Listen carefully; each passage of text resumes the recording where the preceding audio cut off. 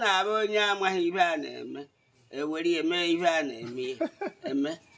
aba mbụ nkwe ọhụụ ụmụ iro nkwa ekweluchukwu Nwankwo Ifeanacho ume anyị ibe Ifite village were metụtazie agụrụzi Igbo. Papa anyị n'oge gara aga ndị mmadụ dịka na okwu ikwuru kwasị na afọ one ka ede so ọ ka mma ka ịgbatịara mba ụwa aha one ka ede ife ndị n'ime aha ife ndị na mbụ 160 years. Papa n'oge gara aga m bịa mee ife onyonyo ndị mmadụ na-asị na ọ bụghị eziokwu na ikwesịrị na ha at this age na-arị akwụ na-eme ihe ọbụla ị na-eme gbatịkwa ndị ụwa ibe kpatara ụdị ihe bụ